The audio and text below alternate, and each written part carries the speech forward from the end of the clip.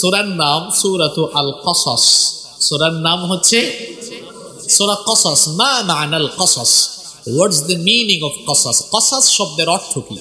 কসস শব্দের অর্থ হচ্ছে ধারাবাহিক ঘটনা, কাহিনী, গল্প, গল্প সমূহ। রব্বুল আলামিন এই সূরার 4 নম্বর আয়াতে বলছেন, ইন্না ফিরআউনা আলা ফিল আরদি ওয়া জাআলা আহলাহা শিয়া ইয়াস্তাদঈফু তাঈফাতাম মিনহুম ইউযাব্বিহু আবনাআহুম ওয়া ইস্তাহয়ী নিসাআহুম ইন্নাহু কানা মিনাল মুফসিদিন। আল্লাহ তাআলা বলছেন, ইন্না ফিরআউনা আলা ফিল আরদ, নিশ্চয়ই ফিরআউন জমিনে ঔদ্ধত অহংকার শুরু করেছিল। যার কথা এই আয়াতের শুরুতে বলা হচ্ছে সে কে? আরেকটু জোরে বলবেন, আরেকবার বলবেন। ফেরাউন। ফেরাউন কোনো মানুষের নাম নয়, এটা একটা উপাধি। যেমন আজকের মাহফিলে প্রধান অতিথি ছিলেন মাননীয় মেয়র মহোদয়। মেয়র এটা ওনার নাম নয়। এই পৌরসভার সরকারের স্থানীয় জনপ্রতিনিধির পদবি হলো মেয়র। বিভিন্ন ইউনিয়নে মেম্বার সাহেব, চেয়ারম্যান সাহেব আছেন, এটা ওনাদের নাম নয়, এটা হলো ওনাদের পদবি। আজকের মাহফিলে প্রধান অতিথি ছিলেন, তিনি এসেছেন মাননীয় মন্ত্রী মহোদয়, গণপ্রজাতন্ত্রী বাংলাদেশ সরকারের মাননীয় কৃষি মন্ত্রী, আপনাদের অত্র সংসদীয় আসনের মাননীয় সংসদ সদস্য ডক্টর মোহাম্মদ আব্দুর রাজ্জাক এমপি সাহেব এসেছেন, এমপি সাহেব এসেছেন, মেয়র সাহেব এসেছেন। আমি সময়ের কারণে সকলের নাম বলিনি। যত অতিথিবৃন্দ এসেছেন, আল্লাহ যেন সবাইকে দিনের জন্য, কোরআনের জন্য কবুল করে নেন। আমি বলছিলাম ফেরাউন এটা কারো নাম নয়, এটা হলো একটা উপাধি। এই আয়াতে যে ফেরাউনের কথা বলা হচ্ছে সেই ফেরাউনগণ ছিলেন মিশরের তৎকালীন সময়ের রাষ্ট্রপ্রধান। মুসা নবীর সময়ে 2 জন ফেরাউন ছিল। কয়জন ফেরাউন? একটার নাম ছিল সেকেন্ড রামিসেস, বাপ। বাপ মরার পর পুলা ছেলে আসছে, তার নাম ছিল, তাফসীরের কিতাবে পাওয়া যায় তার 2টা নাম। একটা হলো মারনেফতা আউ মানেফতা, 2টার যে কোনো একটা হবে। তাহলে ফেরাউন কোনো মানুষের নাম নয়, এটা একটা ক্যারেক্টার, এটা একটা ক্যারেক্টার, আর এটা একটা উপাধিও। ফেরাউন কি জাতের জিনিস এটা আগে বলি। কোরআনুল কারীমে 114টা সূরা আছে, আপনারা সবাই জানেন, কিন্তু ফেরাউনের আলোচনা এসেছে 44টা সূরার ভেতরে। কি জাতের জিনিস চিন্তা করছেন আপনারা? 114টা সূরার মধ্যে সে দখল করছে কয়টা? আরেকবার বলেন। জিনিস কি সাংঘাতিক! কোরআনুল কারীমে 6000-এর উপরে আয়াত আছে, তার মধ্যে ফেরাউনের কথা কোরআনের 532টা আয়াতে আছে। আমি ক্যালকুলেটর হাতে নিয়ে হিসাব করলাম যে দেখি তো এই ফেরাউন সাহেব কোরআনের কত ভাগের কত ভাগ আয়াত দখল করলেন। হিসাব করে দেখলাম 12 ভাগের 1 ভাগ শুধু সে নিয়ে আলোচনা। জিনিসটা কি সাংঘাতিক চিন্তা করেছেন? প্রশ্ন হতে পারে কোরআনুল কারীমের 44টি সূরার 532টা আয়াতে এত বেশি আলোচনা তাকে নিয়ে কেন হয়েছে? এর উত্তর হলো দুনিয়াতে আখেরি নবীর পরে আর কোন নবী বা রাসূল আসবেন না, কিন্তু নবী রাসূলগণকে যেভাবে ফেরাউনি ক্যারেক্টারের লোকেরা যুগে যুগে বাধা বিঘ্নতা এবং দিন কায়েমের পথে তারা যেভাবে অন্তরায় সৃষ্টি করেছিল, সেই চরিত্রের লোক আবু জেহেলীয়, আবু লাহাবীয়, নমরুদীয় বা ফেরাউনীয় চরিত্রের লোক কিয়ামত পর্যন্ত থাকবে। ফেরাউনি চরিত্রের লোকদের স্বভাব, কথাবার্তা, কাজকর্ম, স্বভাব চরিত্র কেমন হয় এটা পৃথিবীর মানুষকে বোঝানোর জন্য এবং ফেরাউনের কর্মকাণ্ডের শেষ পরিণতি কি হয় এটা বোঝাবার জন্য কোরআনে ফেরাউনের আলোচনা আল্লাহ এত বেশি করেছেন। এই আয়াতে ফেরাউনের 4টা বদ চরিত্র তুলে ধরা হয়েছে। জোরে বলেন তো কয়টা? আরেকবার বলেন। প্রথম অংশে রব্বুল আলামিন বললেন ইন্না ফিরআউনা আলা ফিল আরদ, নিশ্চয়ই ফেরাউন জমিনে অধ্যত্ব আরম্ভ করেছিল, অহংকার শুরু করেছিল। ফেরাউন তার ক্ষমতার অহংকারে এতটা উগ্র হয়ে গিয়েছিল, ফেরাউন তার ক্ষমতার অহংকারে এতটাই উদ্ধত হয়েছিল, নিজেকে মানুষের কাতার থেকে বের করে রবের কাতারে দাঁড় করিয়েছিল আর ঘোষণা করেছিল ফাকালা আনা রাব্বুকুমুল আ'লা। সে বলেছিল আমি হচ্ছি সবচাইতে বড় রব, সবচাইতে বড় খোদা। মানুষ কখনো মানুষের রব হতে পারে না, আমাদের রব যিনি গলার আওয়াজ বড় করে বলেন তিনি কে? আল্লাহ আমার রব, এই রবি আমার সব। আল্লাহ আমার রব, এই রবি আমার সব। দমে দমে তনু মনে তারি অনুভব। আল্লাহ আমার রব, এই রবি আমার সব। তোমার দুনিয়াতে আমি যেদিকে তাকাই অথই নিয়ামাতে ডুবে আছি সবাই। পাক পাখালির গানে শুনি তাসবিহ কলো রব, তাসবিহ কলো রব। আল্লাহ আমার রব, এই রবি আমার সব। আলহামদুলিল্লাহ পড়ে। ফেরাউন ঘোষণা দিয়েছিল আমি হচ্ছি সবচেয়ে বড় রব। এই আয়াতে ফেরাউনের প্রথম বদ চরিত্র বলা হয়েছে ইন্না ফিরআউনা আলা ফিল আরদ, নিশ্চয়ই ফেরাউন জমিনে অধ্যত্ব আরম্ভ করেছিল আর অধ্যত্ব করতে করতে অহংকার করতে করতে সে নিজেকে মানুষের কাতার থেকে বের করে রবের কাতারে নিয়ে গিয়েছিল। নিজেকে সে রব বলে ঘোষণা দিয়েছিল আর গোটা মিশরে আইন জারি করেছিল আমার এই মতের বিরুদ্ধে, আমার এই আইনের বিরুদ্ধে যারা যাবে তাদের উপরে আমি জুলুম করব, নির্যাতন করব, কথা বলার কাজকর্মের স্বাধীনতা কেড়ে নিব। তাহলে ফেরাউনের চরিত্র ছিল নিজের মতের আইনের বিরুদ্ধে যারাই যায় তাদের উপরে সে জুলুম চালায়। দুনিয়াতে এখন ফেরাউন নামে কেউ নাই, কিন্তু এমন চরিত্র এখনো দুনিয়ার নব্য ফেরাউনদের ভিতরে আছে। তাদের নিজেদের মত বা আইনের বিরুদ্ধে গেলে মানুষের উপর জুলুম করে যারা, এই যুগের নব্য ফেরাউন হলো তারা। সেই যুগের ফেরাউন আর এই যুগের। আল্লাহ বলছেন ইন্না ফিরআউনা আলা ফিল আরদ, নিশ্চয়ই ফেরাউন জমিনে অধ্যত্ব করেছিল, অহংকার করে করে নিজেকে সে অধ্যত্বের এমন জায়গায় নিয়ে গিয়েছিল তার বিরুদ্ধে গেলেই সে মানুষের উপর ক্ষিপ্ত হয়ে যেত, সহনশীল ছিল না, পরমত সহিষ্ণু ছিল না, নিজে যা বলছে সেটাই, এর বাইরে গেলেই তাদেরকে ধরো মারো, এইরকম নিয়ম নীতি চার ছিল। এরপরে আল্লাহ আয়াতের দ্বিতীয় অংশে তার খাসলত, তার স্বভাব বললেন ওয়াজআলা আহলাহা শিয়া। ওয়াজআলা, আর সে বানিয়েছে, করে দিয়েছে, আহলাহা, তার জনপদের অধিবাসীদেরকে, শিয়া, বিভক্ত, দলে দলে বিভক্ত। ওয়াজআলা আহলাহা শিয়া, আর সে তার রাষ্ট্রের, সে তার জনপদের লোকদেরকে দলে দলে বিভক্ত করে দিয়েছে। তার শাসনের একটা নীতি ছিল ডিভাইড এন্ড রুলস, বিভক্ত করো শাসন করো, বিভক্ত করো শাসন করো। ফেরাউন তাকে দলে দলে ভাগ করে রাখা যায় তো মানুষ ঐক্যবদ্ধ হয়ে কখনোই তার মোকাবেলা করতে পারবে না। এজন্য মানুষকে দলে দলে সে ভাগ করে রেখেছিল নিজের গদিকে মজবুত রাখার জন্য। মানুষকে দলে দলে দলে দলে ভাগ করা, এটা হচ্ছে ফেরাউনি শাসনের আরেকটা নমুনা। অবশ্য এই জাতের ফেরাউন এখন দুনিয়ায় আর নাই।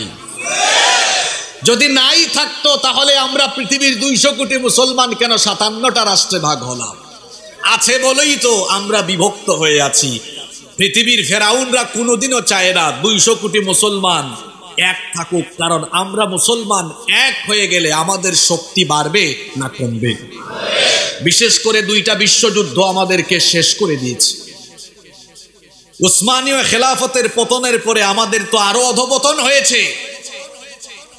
আমরা বিভিন্ন দেশে ভাগ হয়ে যাওয়ার কারণে আমরা সীমাবদ্ধতার বেড়াজালে আবদ্ধ হয়ে গেছি। সীমাবদ্ধতার বেড়াজালে কেমনে আবদ্ধ হলাম, আমার যুবক তরুণ ছাত্র ভাইদের বেশি মনোযোগ আকর্ষণ করছি আমি। দেখেন, আপনাদের এই দুর্গাপুরে, এই মধুপুরের দুর্গাপুরে কোনো একটা ছেলে হাফেজি শেষ করলো, দাওরায়ে হাদিস বা দাখিল মাদ্রাসা থেকে বা আলিম মাদ্রাসা থেকে দাখিল আলিম শেষ করলো। এখন সে মনে করেন যেতে চাচ্ছে সৌদি আরবের যে কোনো বিশ্ববিদ্যালয় বা মধ্যপ্রাচ্য বা আরব দেশের কোনো বিশ্ববিদ্যালয়ে পড়বে। সে চাইলেই যেতে পারবে না, স্কলারশিপের আবেদন করবে, আবেদন কবুল হলে যেতে পারবে। এখানেও অনেক ঝামেলা, তার ভিসা প্রসেসিং, কাগজপত্র, আবেদন ইত্যাদি ইত্যাদি বিষয় সম্পন্ন হওয়ার পরে সে যেতে পারবে। চাইলেই সে যেতে পারবে না। কিন্তু আমরা এই 57টা মুসলমান রাষ্ট্র যদি আমরা একই পতাকা তলে থাকতাম, আমরা একই পতাকা তলে থাকলে আমাদের আয়তন এত ক্ষুদ্র হতো না। পৃথিবীর যত জায়গায় মুসলমান, সেই মুসলমান বসবাসকারী অঞ্চলসমূহ এই আয়তনে আমরা ভিসা ছাড়া, পাসপোর্ট ছাড়া ঘুরতে পারতাম। আমাদের যেখানে মন চায় সেখানেই জ্ঞান আহরণে আমরা ছুটে চলে যেতে পারতাম। এই যে রাষ্ট্রভিত্তিক ভাগ করে, বিভক্ত করে দিয়ে আমাদেরকে এক থাকতে দিল না ফেরাউনের গোষ্ঠী, আমাদেরকে দলে দলে ভাগ করে দেওয়ার কারণে পৃথিবীতে আমরা কি আরো শক্তিশালী হয়েছি না দুর্বল হয়ে গেছি? ফেরাউনরা কিন্তু এক আছে, তারা নেটও বানিয়েছে। কথা বুঝতে পারছেন আমার?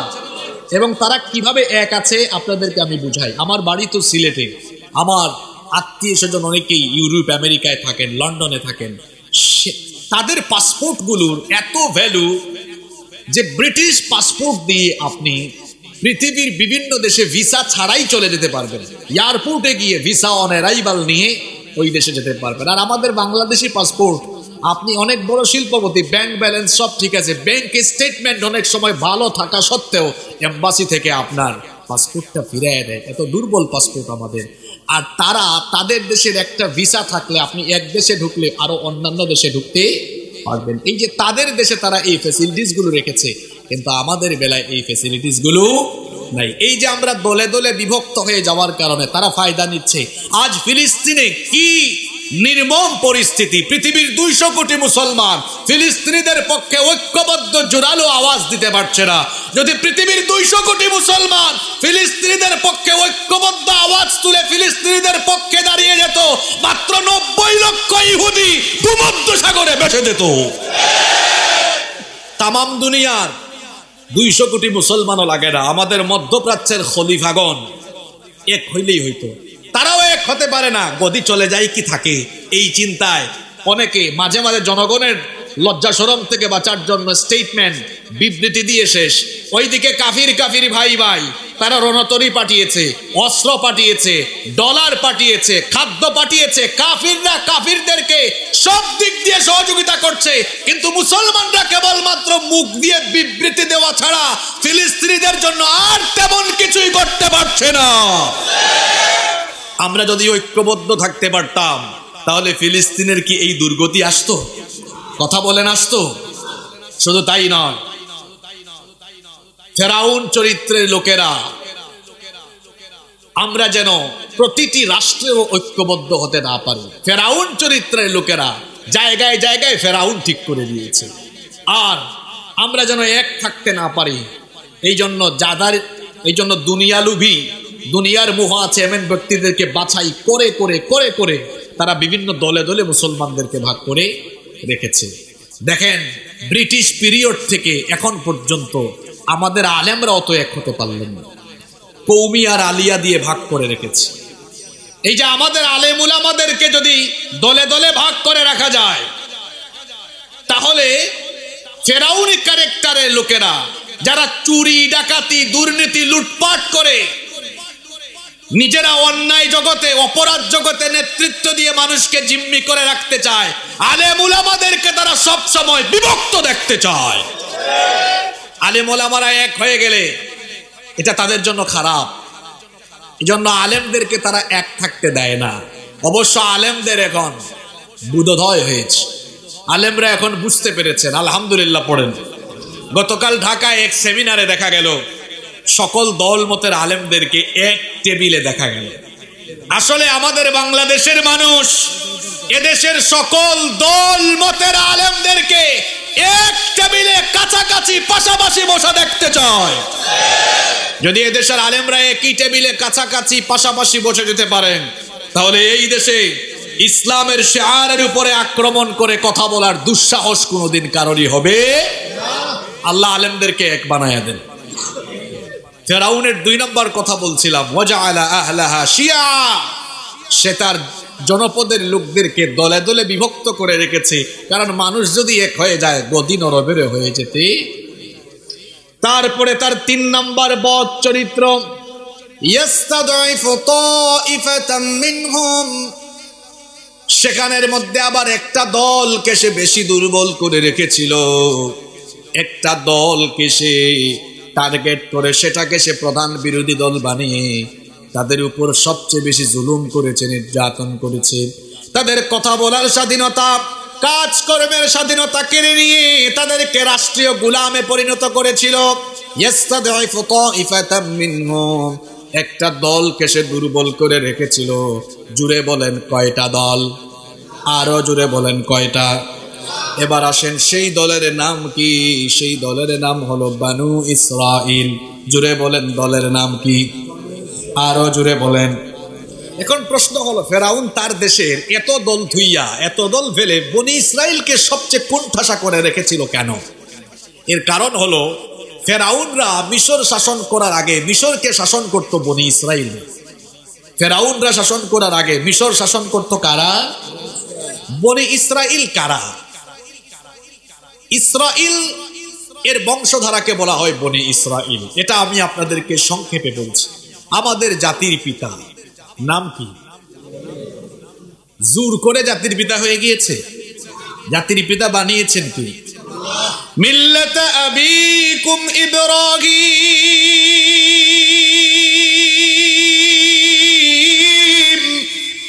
তোমাদের মিল্লাতের পিতা হলেন ইব্রাহিম, তোমাদের জাতির পিতা হলেন ইব্রাহিম। সাইয়েদনা ইব্রাহিম খলিলুল্লাহকে জাতির পিতা যিনি বানিয়েছেন তিনি কে? তার আরেকটা উপাধি হলো আবুল আম্বিয়া, নবীগণের পিতা।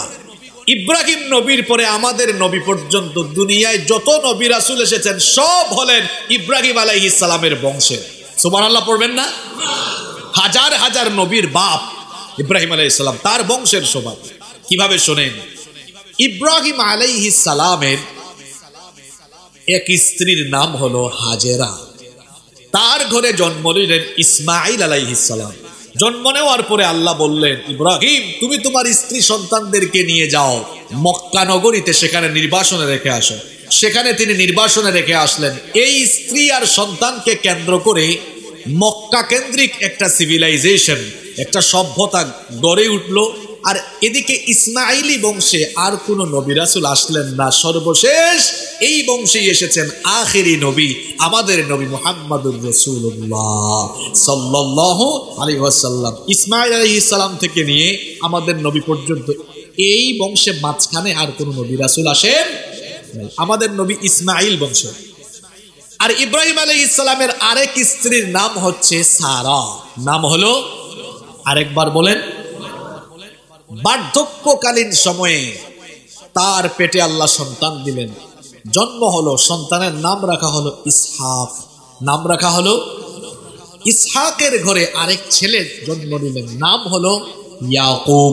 নাম হলো ইয়াকুব আলাইহিস সালামের উপাধি ছিল ইসরাইল। হিব্রু ভাষায় ইসরাইল শব্দের অর্থ হলো আল্লাহর বান্দা। তাহলে কোন নবীর নাম ইসরাইল?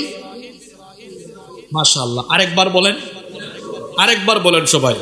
ইয়াকুব নবীর নাম ইসরাইল। এই ইয়াকুব নবীর 12টা ছেলে ছিল। কয়টা ছেলে?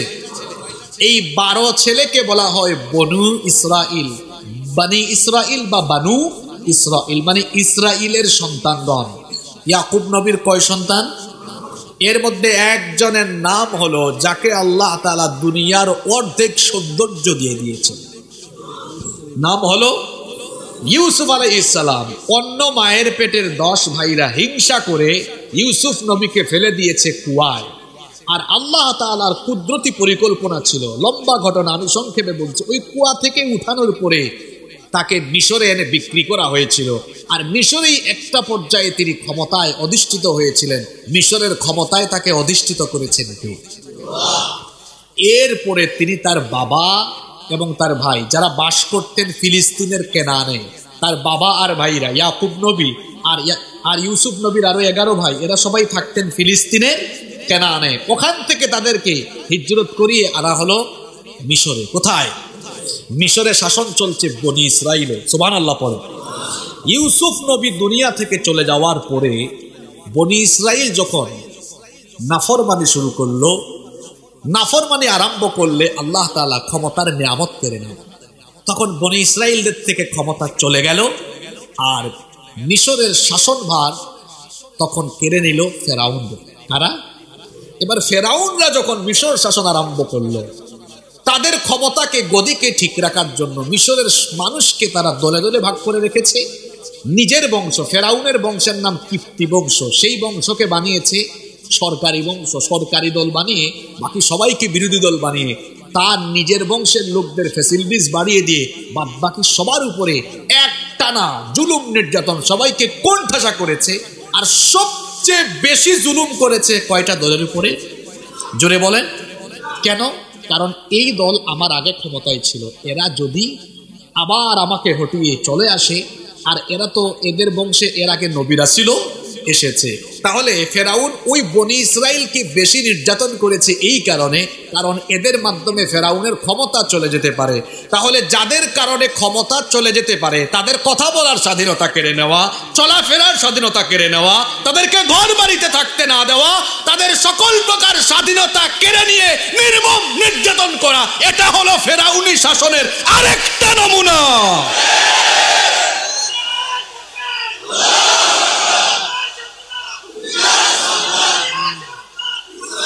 কথা কি বোঝা যায়? কয়টা দলকে বেশি নির্যাতন করেছে? দলের নাম? আপনারা কি কষ্ট পাচ্ছেন?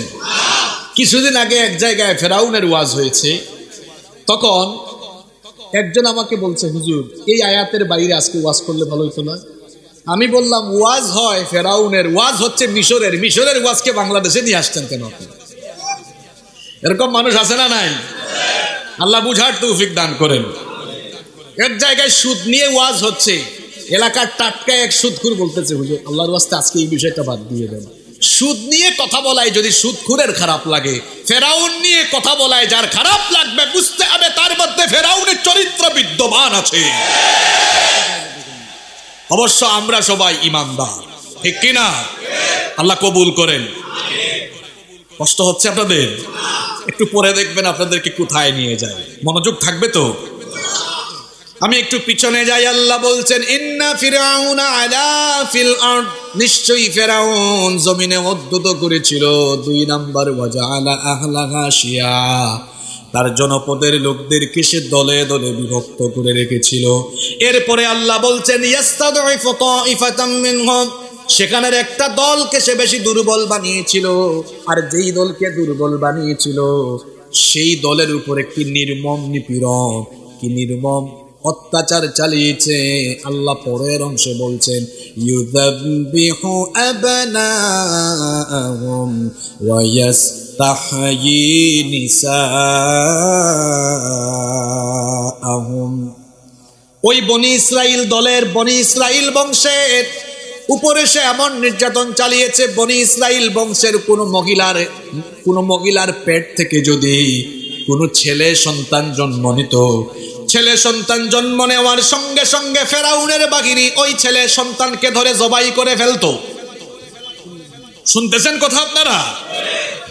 আর যদি ওই মহিলা কন্যা সন্তান জন্ম দিত, ইয়াস্তাহি, বাঁচিয়ে রাখতো যাতে বড় হলে তাকে দাসী বানানো যায়, তাহলে ফেরাউন বনি ইসরাইল বংশের মহিলাদের পেট থেকে জন্ম নেওয়া ছোট্ট শিশু ছেলে যদি হতো তাহলে জবাই করত। আর মেয়ে সন্তান হলে বাঁচিয়ে রাখতো। এটা ছিল ফেরাউনের আর একটা স্বভাব। প্রশ্ন হলো হুজুর, কেন সে এত ছেলে জবাই করেছে, হাজার হাজার ছেলে জবাই করেছে, এত সংখ্যক ছেলে সন্তান সে কেন হত্যা করেছে? এর কারণ হলো ফেরাউন একবার স্বপ্ন দেখেছিল বাইতুল মুকাদ্দাসের দিক থেকে বিরাট একটা অগ্নিশিখা মিশরে ঢুকে ফেরাউনের বংশ অর্থাৎ কিপ্তি বংশের ঘর বাড়ি জ্বালিয়ে পুড়িয়ে ছাই করে দিচ্ছে। কিন্তু বনি ইসরাইল বংশের কারণে কোনো ঘর বাড়ির কোনো ক্ষতি হয় না। এই স্বপ্ন দেখার পরে ফেরাউন তার রাষ্ট্রের, ফেরাউন তার এলাকার সকল স্বপ্ন বিশারদদেরকে প্রাসাদে আমন্ত্রণ জানালো। এরপরে বলল, শোনো, আমি যে এই স্বপ্ন দেখলাম, এই স্বপ্নের ব্যাখ্যা আমাকে তোমরা বলে দাও। স্বপ্ন বিশারদগণ তখন বললেন, মহামান্য ফেরাউন, আপনার এই স্বপ্ন, এটার ব্যাখ্যা কিন্তু খারাপ। ফেরাউন তখন বলল, যতই খারাপ হোক না কেন, এই স্বপ্নের ব্যাখ্যা তোমরা আমাকে জানাও। তখন স্বপ্ন বিশারদগণ বললেন, অচিরেই বনি ইসরাইল বংশে এমন একটি শিশু সন্তান জন্ম নিবে, এই শিশু সন্তান যখন বড় হবে তার মাধ্যমে আপনার ফেরাউনের সাম্রাজ্য পতন হয়ে যাবে। এই কথা শোনার পরে ফেরাউনের টেনশন বাড়লো না কমলো? সে তখন বলল, বনি ইসরাইল বংশে জন্ম নেওয়া ছেলে সন্তানের কারণে যদি আমার ফেরাউনের সাম্রাজ্য পতনই হয়, তাহলে এখন থেকে বনি ইসরাইল বংশের যত ছেলে জন্ম নিবে একটারেও আমি বাঁচায়া রাখবো না। সে তার সেনাবাহিনীকে জানিয়ে দিল, সাফ জানিয়ে দিল, আইন পাশ করলো, বনি ইসরাইলের কোনো মহিলার ঘরে কোনো সন্তান জন্ম নিলে সেই বাড়িতে যাবা, যদি সেটা ছেলে সন্তান হয় জন্মের পরে সাথে সাথে জবাই করে ফেলবা, আর যদি মেয়ে হয় তাহলে বাঁচিয়ে রাখবা। কারণ ছেলে সন্তান কোন ছেলেটা বড় হয়ে তার মাধ্যমে আমার ক্ষমতা যায় আমি তো সেটা জানি না। এখান থেকে ফেরাউনের একটা স্বভাব আমরা জানলাম, যাদের মাধ্যমে ক্ষমতা যাওয়ার সম্ভাবনা আছে সেই মানুষগুলো নিরপরাধ থাকলেও তাদেরকে নির্মমভাবে হত্যা করা, তাদেরকে দুনিয়ায় থাকতে না দেওয়া, এটা ফেরাউনের স্বভাব। তাহলে বোঝা গেল যারা বেঁচে থাকলে পরে ফেরাউনি গদি দুর্বল হয়ে পড়বে, তাদেরকে নানান কায়দায় দুনিয়া থেকে সরিয়ে দেওয়া, হত্যা করা, এটা হলো ফেরাউনি চরিত্রের আরেকটা নমুনা। ফেরাউন যখন এই আইন জারি করলো, ঠিক ওই সময়ে ছোট্ট মুসা নবী তিনি জন্ম নিলেন। তার মায়ের তখন দুশ্চিন্তা বেড়ে গেল। আপনাদের মনোযোগ আছে না গেছে? আছে তো?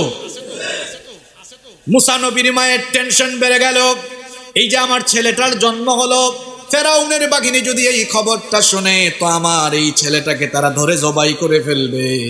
তিনি এমন দুশ্চিন্তায় পড়ে আছেন। এমন সময় মুসা নবীর মায়ের অন্তরের মধ্যে ইলহাম যিনি ঢেলে দিলেন তিনি কে? আল্লাহ তাআলা বললেন, আমার বান্দী তুমি দুশ্চিন্তা করো না, আনিকদি ফিহি ফিত্তাবুতি ফিল ইয়াম, একটা সিন্ধুক আনো, সিন্ধুক এনে তোমার এই ছোট্ট ছেলেকে সিন্ধুকের ভেতরে ঢুকিয়ে দাও। এরপরে সিন্ধুকটাকে নদীর ভাসিয়ে দেওয়া, এটা একজন মায়ের জন্য সহজ না কঠিন কাজ? অনেক কঠিন কাজ। আল্লাহ যখন এই আদেশ দিলেন, মুসা নবীর মায়ের মনটা আরো বিষণ্ণ হয়ে গেল। তখন আল্লাহ তাআলা মুসা নবীর মাকে জানিয়ে দিলেন, আল্লাহ তাআলা বললেন, ওয়ালা তাখাফি ওয়ালা তাহজানি ইন্না রাদ্দুহু ইলাইকি ওয়া জাইলুহু মিনাল মুরসালিন। আমার বান্দী তুমি ভীত হয় না, সন্ত্রস্ত হয় না, তুমি কোনো দুশ্চিন্তা করো না। অতি শীঘ্রই তোমার সন্তানকে আমি তোমার কোলে আবার ফিরায় দেব, এবং আমি আল্লাহ ওয়াদা করছি তোমার এই সন্তানকে আমি রাসূল বানাবো। মুসা নবীর মায়ের টেনশন এবার কমে গেল। তিনি এবার একটা সিন্ধুকের ভেতরে তার ছোট্ট ছেলেটাকে ঢুকিয়ে সিন্ধুকটাকে নদীতে ভাসিয়ে দিলেন। আর তার মেয়েকে বললেন, মা গো, তোমার ভাইয়ের দিকে নজর রাখো, নদীর তীরে ধরে হাঁটো, দেখো সিন্ধুকটা স্রোতের সাথে ভাসতে ভাসতে কোথায় যায়। মুসা নবীর বোন এবার নদীর তীরে হেঁটে হেঁটে সিন্ধুকের দিকে নজর রাখছেন। সিন্ধুকটা নদীর স্রোতের সাথে চলতে চলতে চলতে চলতে ফেরাউনের ঘাটে গিয়ে ভিড়ল। ফেরাউনের পুণ্যবতী স্ত্রী, মহিয়সী শ্রেষ্ঠ নারী আসিয়া, তিনি তার দাসীদেরকে বললেন, দেখো তো ঘাটের মধ্যে একটা সিন্ধুক আসলো, সিন্ধুকের ভেতরে হয়তো কোনো রত্ন পাওয়া যাবে, হয়তো কোনো কিছু পাওয়া যেতে পারে, কোথার থেকে এটা আসলো, এটা একটু নিয়ে আসো দেখি এটার ভেতরে কি আছে।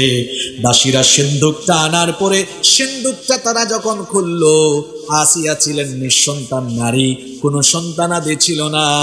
নবীদের চেহারার মধ্যে মায়া থাকে কম না বেশি? আল্লাহওয়ালা মানুষদের চেহারা সুন্দর হয়, কালো যদি হয়, চেহারাটা যদি কালো হয়, যদি নামাজিও হয়, দেখবেন চেহারার মধ্যে একটা মায়া আছে, চেহারার মধ্যে একটা নূর আছে। কারণ যে মানুষ আল্লাহর দিন মানে, আল্লাহর হুকুম মানে, আল্লাহর হুকুমাকাম বিধান মানে, তার উপরে একটা রহমত আছে না নাই? দেখবেন আমার সম্মানিত ইমাম সাহেব, আমার ইমাম সাহেব ভাই মাত্র 12,000 15,000 টাকা তিনি বেতন পান। দেখবেন তার পরিবারে তার কাপড় চোপড়, তার চলাফেরা কত সুন্দর, চেহারাটা দেখলেই দেখবেন ভালো লাগে, মায়া লাগে। কিন্তু দুনিয়াতে অনেক মানুষ তো এমন আছে, গাড়ি আছে, বাড়ি আছে, গাড়িতে এসি, বাড়িতেও এসি, এসির নিচে থাকে, টাকা পয়সা, গাড়ি বাড়ি কোনো কিছুর অভাব নাই, কিন্তু চেহারাটা দেখতে চোরের মতো লাগে। লাগবেই তো, কারণ খায় তো মানুষের মাল, জনগণের মাল, খায় তো চুরি চামারি দুর্নীতির মাল, এই জন্য চেহারায় হারামের একটা ছাপ আছে না নাই? নবীদের চেহারার মধ্যে একটা মায়া ছিল, নবীদের চেহারা বড় সুন্দর ছিল। যখন ফেরাউনের স্ত্রী আসিয়ার দাসীরা সিন্দুকটা খুললেন, ফুটফুটে সুন্দর চেহারা ছোট্ট শিশু মুসা নবীর চেহারা দেখে আসিয়া নিজেকে আর নিয়ন্ত্রণ করতে পারলেন না, সঙ্গে সঙ্গে ওই শিশুটাকে তিনি সিন্দুক থেকে উঠাইয়া নিজের কুলে নিয়ে নিলেন। এমন সময় ফেরাউন চলে আসলো। ফেরাউন এসে বলল, কি ব্যাপার আসিয়া, এত সুন্দর চেহারার শিশু তোমার কুলে দেখা যায়, এটা ছেলে না মেয়ে? আসিয়া বললেন, ছেলে। তো কোথায় পেয়েছো এটা? তখন আসিয়া পুরো ঘটনা শোনালেন। ফেরাউন বলল, আমি এমনি টেনশনে মরি, কোথার থেকে সিন্ধুকে ভেসে ভেসে ছেলে এটা আসছে, মনে হয় এটা বনি ইসরাইল বংশের সন্তান হতে পারে, এখনই দাও আমার কাছে, আমি ধইরা এখনই জবাই করে ফেলি। ফেরাউনের পুণ্যবতী স্ত্রী আসিয়া তখন তার স্বামী ফেরাউনকে কি বললেন, তার কথা আল্লাহর এত ভালো লাগলো, আল্লাহ সেই কথাটাকে কোরআনের ভেতরে উঠায়া দিলেন। আসিয়া তখন বললেন, وقالت امرأة فرعون قرة عين لي ولك لا تقتلوه عسى أن ينفعنا أو نتخذه ولدا। ফেরাউনের স্ত্রী আসিয়া তখন বললেন, প্রিয়তম স্বামী আমার ফেরাউন, শোনো, এই শিশুটাকে হত্যা করো না, লা তাকতুলুহু, এটাকে হত্যা করো না। তাকাও তাকাও, তাকিয়ে দেখো কত সুন্দর চেহারা, কুররাতু আইনিন লি ওয়ালাক, এটার দিকে তাকালেই তো চক্ষু শীতল হয়ে যায়, নয়নটা জুড়িয়ে যায়। এই সন্তানটাকে হত্যা করো না, এটা আমাদের দুজনের জন্য চক্ষু শীতলকারী হয়ে যেতে পারে। আমাদের তো কোনো সন্তান নাই, নাত্তাখিদাহু ওয়ালাদা, আমরা এটাকে চলো সন্তান হিসেবে গ্রহণ করি। তুমি ভয় পেও না, অনিষ্টের আশঙ্কা করো না। আসা আইয়ানফানা, হয়তো এই শিশু আমাদের কাজে লাগতে পারে, উপকারে লাগতে পারে। আসিয়ার কথায় ফেরাউনের মন নরম হয়ে গেল, দিল নরম হয়ে গেল। ফেরাউন তখন বলল, ঠিক আছে আসিয়া, তুমি যেহেতু চেয়েছো, এটাকে আমি মানলাম না, বাঁচিয়ে রাখলাম। ফেরাউন যে মুসার টেনশনে হাজার হাজার শিশু হত্যা করে, ওই মুসাকে ফেরাউনের ঘরে ঢুকাইয়া দিয়েছেন কি? ফেরাউন চরিত্রের লোকেরা, ফেরাউন তার ক্ষমতার জন্য হাজার হাজার শিশু হত্যা করেছে যাতে তার ক্ষমতা না যায়, কিন্তু দেখা গেল তার ঘরেই, তার ঘরের খাবার দাবার খায়া যে শিশু বড় হয়েছে, তার মাধ্যমেই ক্ষমতা গিয়েছে। তাহলে এখান থেকে শিক্ষা হলো, দুনিয়ার ফেরাউনরা ক্ষমতার জন্য গোটা দুনিয়ায়, গোটা জনপদে হত্যাযজ্ঞ চালায়, অথচ ব্যাককলরা জানে না নিজের আশেপাশের লোকদের কারণেও ক্ষমতা চলে যায়। এই ফেরাউন মুসার টেনশনে এত সন্তান হত্যা করেছে, এই মুসা ফেরাউনের ঘরে ঢুকাই দিয়েছেন কি? আরো জোরে বলেন কে? আপনাদের কি খারাপ লাগছে?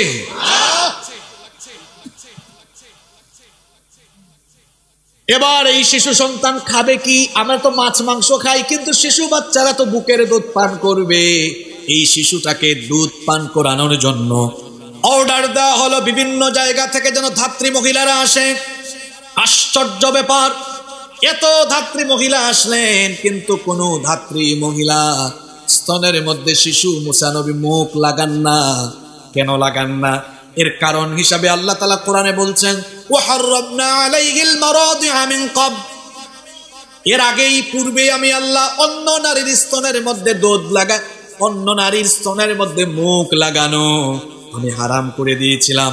যখন এত এত ধাত্রী আনার পরেও কোন ধাত্রীর স্তনের মধ্যে মুসা নবী মুখ লাগান না, তখন আসিয়ার টেনশন বেড়ে গেল, ফেরাউনের টেনশন বেড়ে গেল। শিশুটাকে এবার বাঁচানো যায় কেমনে? কোথায় তারা এমন মহিলা পাবে যে মহিলার দুধ এই শিশু পান করবে? মুসা নবীর বোন খোঁজ নিতে নিতে নিতে নিতে কৌশল করে ফেরাউনের প্রাসাদে ঢুকে গেলেন। ঢুকে যখন এই অবস্থা দেখলেন, মুসা নবীর বোন তখন আসিয়াকে বললেন, হাল আদুল্লুকুম আলা আহলি বাইতি ইয়াকফুলুনাহু ওয়া হুম লাহু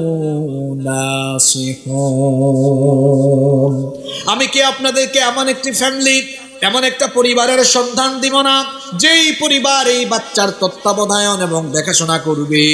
আসিয়া বললেন, কোথায় সেই পরিবার? যাও নিয়ে আসো। মুসা নবীর বোন তখন খুশির চোটে বাড়িতে দৌড়ায়, বাড়িতে গিয়ে মাকে সব ঘটনা শোনালেন।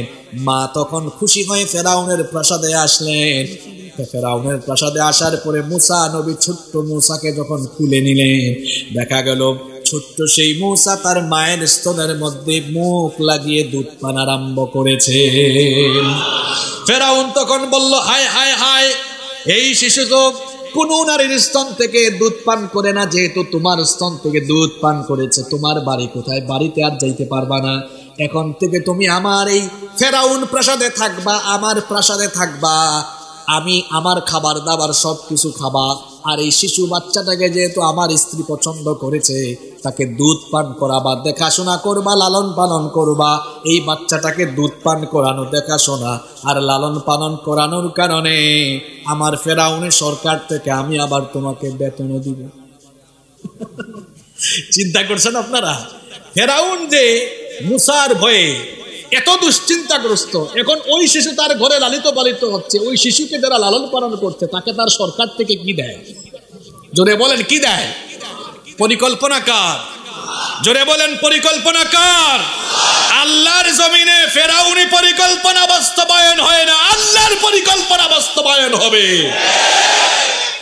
কথা কি বোঝা যায়?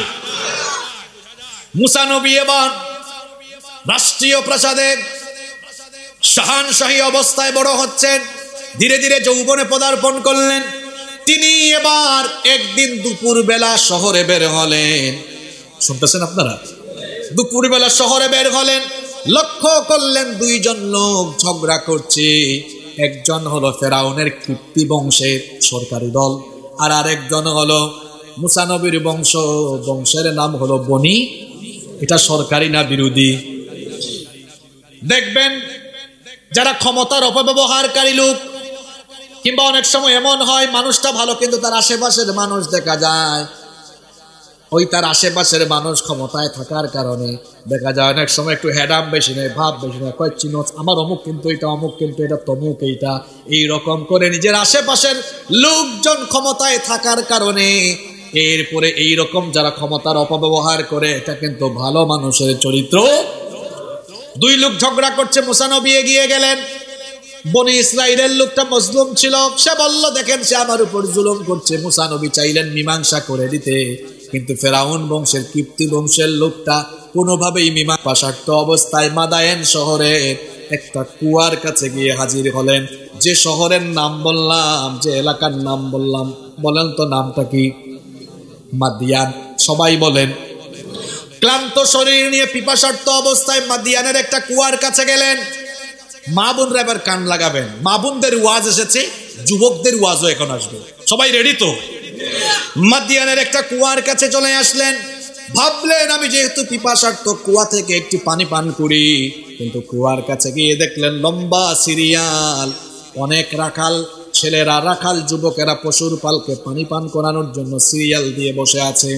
মুসা নবী লক্ষ্য করলেন কুয়ার খুব অদূরে নিকটবর্তী জায়গায় দুইটা মেয়ে তাদের পশুর পাল নিয়ে অসহায়ের মতো দাঁড়িয়ে আছে। তিনি ওই দুই অসহায় মেয়ের কাছে গিয়ে বললেন, কি ব্যাপারে মেয়েরা, এত সংখ্যক পুরুষ মানুষ আর তোমরা এই দিকে আলাদা কেন পশুর পাল নিয়ে দাঁড়িয়ে আছো? মেয়েরা তখন বললেন, আবুনা শাইখান কাবীরা,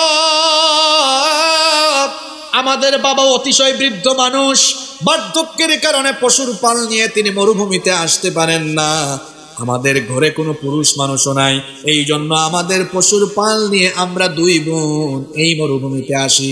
আর আমরা মরুভূমিতে আসার পরে পশুর পালকে পানি পান করানোর জন্য এই কুয়ায় আসি, কিন্তু এই যুবকেরা যতক্ষণ তাদের পশুর পালকে পানি পান করিয়ে না যায় ততক্ষণ পর্যন্ত আমরা এখানে অপেক্ষা করি। তারা পানি পান করানোর পরে আমরা যাই, আমরা পানি পান করিয়ে বাড়িতে যাই। এখান থেকে শিক্ষা নেন বোনেরা, মায়েরা, হাজার হাজার মা বোনরা মাহফিলে এসেছেন, এখান থেকে শিক্ষা নেন। এই যে দেখেন দুইটা মেয়ে, দিনদার মেয়ে, পুরুষ মানুষ আছে বলে পুরুষদের সাথে গিয়ে ঠেলাঠেলি ঘেঁষাঘেঁষি করে না, কিন্তু আমার দেশে এমন বহু মহিলা আছে পুরুষের সাথে ঠেলাঠেলি ঘেঁষাঘেঁষি করে চলাফেরা করে, আছে না নাই? একজন দিনদার মহিলা কখনো পুরুষের সাথে ঠেলাঠেলি রেষারেষি ঘেঁষাঘেঁষি করে চলবে না। কিন্তু দেখবেন অনেক বোনেরা আছেন বাজারে ঘাটে রাস্তাঘাটে পুরুষের সাথে ঠেলাঠেলি কইরা হাঁটে। এটা কোনো ভালো মুমিনা নারীর বৈশিষ্ট্য হতে পারে না। মায়েরা, বোনেরা, বাড়ি থেকে যখন বের হবেন পর্দা করে বের হবেন, পুরুষদের থেকে একটু দূরত্ব মেনটেন করে চলবেন। নিজেরা পথে ঘাটে রাস্তাঘাটে চলার সময় পর্দা মেনটেন করবেন। অনেক মা বোনেরা আছেন বাড়ি থেকে বের হওয়ার সময় 2 ঘন্টা 3 ঘন্টা সাজগুজ করে, এক ভাই তার বউ নিয়ে বের হচ্ছেন, 2 ঘন্টা হয়ে যায়, ভাবির এখনো সাজগুজ শেষ হয় না। ভাই তখন বলল, কই গো বউ আমার, এতক্ষণ হলো কি করো? কয় আশকারাটা শেষ করছি, মাস্কারাটা লাগাইনি। আরো 20 মিনিট পরে যখন বলে, কই গো তোমার কি হলো? কয় সব তো শেষ, এখন একটু লিপস্টিকটা দিয়ে ফেলি। যে মহিলা ঘর থেকে বের হওয়ার আগে 2 ঘন্টা 3 ঘন্টা সাজগুজ করে, এই মহিলার চরিত্র ভালো না। পর পুরুষকে দেখাবার জন্য নিজেকে সে প্রস্তুত করে। যে মহিলা ঘর থেকে বের হওয়ার সময় সাজগুজ করে বের হয়, এই মহিলার চরিত্র ভালো না। তো আপনি ঘর থেকে বের হবেন, জাস্ট বুরখা পরিধান করবেন, নিকাব লাগিয়ে বের হয়ে যাবেন, 2 থেকে 5 মিনিট সময় লাগবে আপনার। সাজগুজ করবেন আপনার স্বামীর জন্য। হাজার হাজার মায়েরা বোনেরা এসেছেন, আমি শুনেছি, আমার বোনদেরকে বলবো স্বামীর জন্য সাজগুজ করবেন, স্বামীর জন্য নিজেকে প্রস্তুত করবেন। অনেক বোনেরা আছে নিজের হাজবেন্ডের সামনে কাজের বুয়া কামলা বেডির মতো থাকে, আর যখন মধুপুরে যায়, টাঙ্গাইলে যায়, জরিনা আর সকিনার মতো সাজগুজ করে যায়। জরিনা সকিনার মতো সাজগুজ করে টাঙ্গাইলে আর মধুপুরে যাইতে আপনাকে কে বলেছে?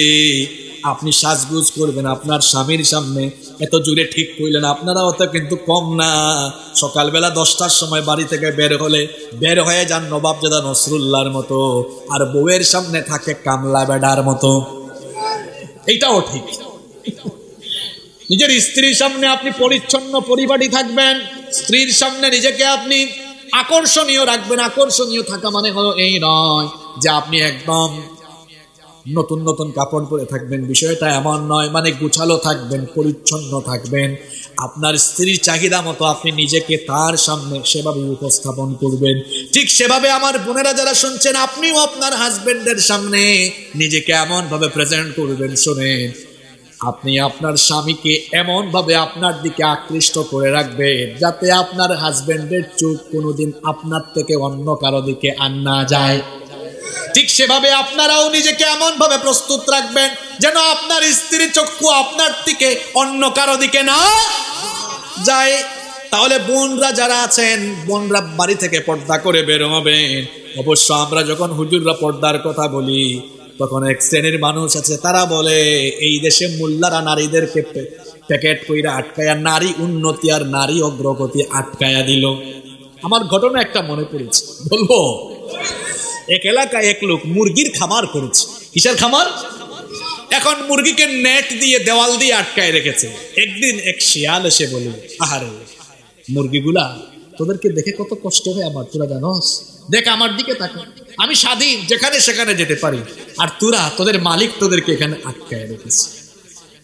তখন এক মুরগি বাকিদেরকে বলল, এর কথায় বিভ্রান্ত হয় না, সে চায় আমরা যেন এই আবদ্ধ জায়গা থেকে একটু বের হই, তারপর সেজন্য আমাদেরকে গ্রাস করতে পারে, ভক্ষণ করতে। শিয়াল সব সময় মুরগির স্বাধীনতা যেমন চায়, লুচ্চা বদমাইশরা ও নারীদেরকে সব সময় তাদের সামনে বেপরদা অবস্থায় দেখতে চায়। ঠিক আছে কথা? সব কথা সহজ করে বললে হয় না, যেমন কুকুর তেমন মুগুর দরকার। এদেরকে সভ্য ভাষায় বললেও এরা শুনে না। প্রাচ্যের অক্সফোর্ড নামে খ্যাত ঢাকা বিশ্ববিদ্যালয়, জাহাঙ্গীরনগর বিশ্ববিদ্যালয়, জগন্নাথ বিশ্ববিদ্যালয় সহ দেশের বহু বিশ্ববিদ্যালয়গুলোতে আমাদের বোনেরা পর্দা করে পরীক্ষার হলে যেতে পারে না, পর্দা করে ক্লাসরুমে যেতে পারে না। বাংলাদেশের বিভিন্ন কলেজে আমাদের বোনেরা পর্দা করে যেতে পারে না। কিছু শিক্ষক নামের মানুষকে আমরা দেখি, তারা আমাদের বোনদেরকে বেপর্দা করতে ক্লাসে বাধ্য করে। আমরা তাদেরকে বলবো, যদি মেয়েদের চেহারা এতই দেখতে মন চায়, ঘরে গিয়ে নিজের বউয়ের চেহারা দেখেন। কলেজ আর বিশ্ববিদ্যালয়ের মেয়েদেরকে এত বেপর্দা বানাইতে মন চায় কেন? নাকি ওই ঘটনার শিয়ালের মতো আপনার চরিত্র? আল্লাহ যেন এদেরকে হেদায়াত দেয়। কষ্ট হচ্ছে আপনাদের? 15-20 মিনিট থাকবেন তো আপনারা? আজকে মুনাজাতের আগে উঠতে পারবেন না ইনশাআল্লাহ।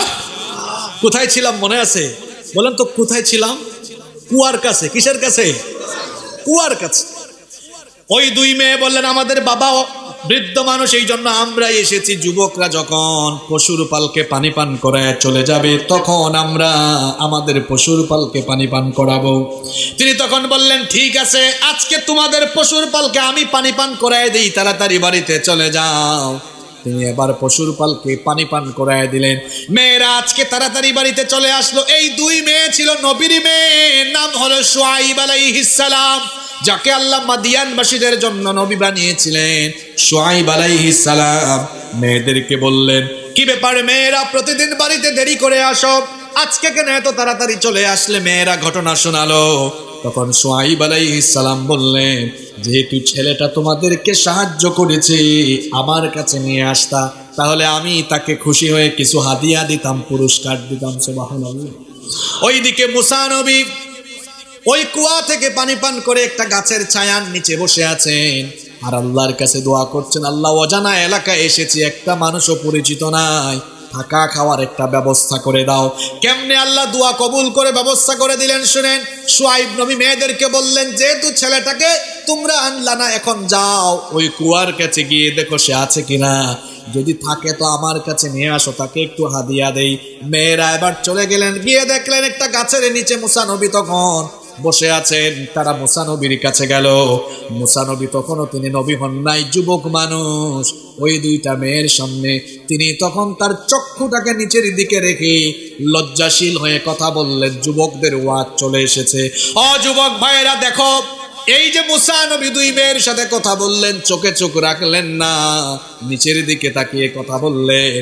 কিন্তু আমার যুবক ভাইরা যখন রাস্তায় হাঁটে, 2-3টা মেয়ে হেঁটে গেলে যদি সুন্দরী হয় তো একটা আরেকটারে কয়, দোস্ত কি যে দেখলাম, মাথা আমার ঠিক নাই।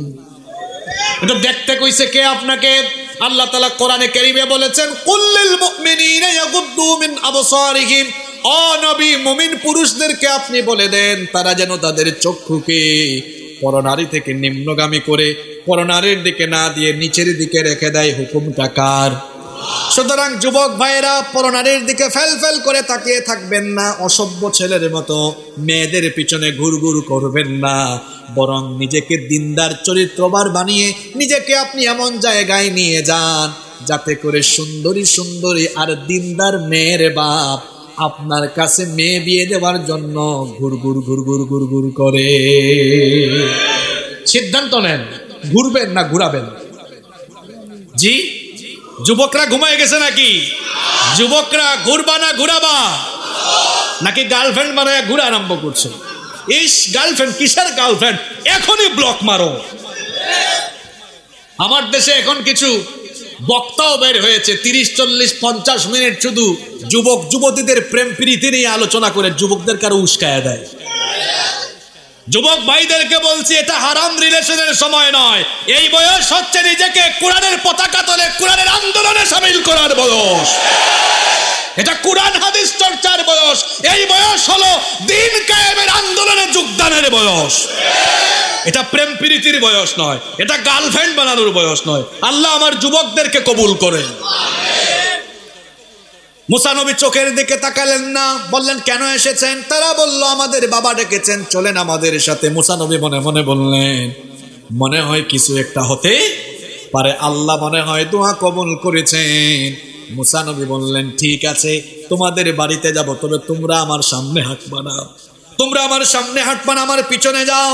কারণ একজন যুবকের সামনে যদি যুবতী হাঁটে, সেখান থেকে যুবকের জন্য ফিতনা হওয়ার সম্ভাবনা আছে না নাই? ও যুবক ভাইরা, দেখো মুসা নবীর মতো চরিত্র বানাও। তিনি বললেন আমার পিছনে যাও, পিছন থেকে আমাকে ডিরেকশন দাও, ডানে যাব না বামে যাব, কোন দিকে যাব বলো। মেয়েরা পিছনে চলে গেল। এবার তারা বাড়িতে চলে গেলেন। শুআয়ব আলাইহিস সালাম তাদেরকে অভ্যর্থনা জানালেন।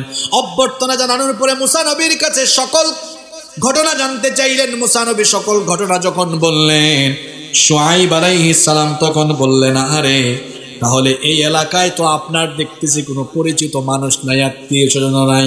দুই মেয়ে তখন বলে, আব্বাজান আমাদের ঘরেও তো কোনো পুরুষ মানুষ নাই। এই লোকটার এই এলাকায় এই দেশে কোনো পরিচিত মানুষ নাই, আর আমাদের ঘরে কোনো পুরুষ মানুষ নাই। তখন শুআয়ব আলাইহিস সালাম বললেন, মেয়েরা কি বলতে চাও? তখন মেয়েরা বললেন, আব্বাজান পুরুষ মানুষ না থাকায় আমরা তো পশুর পাল নিয়ে মরুভূমিতে যাওয়া লাগে।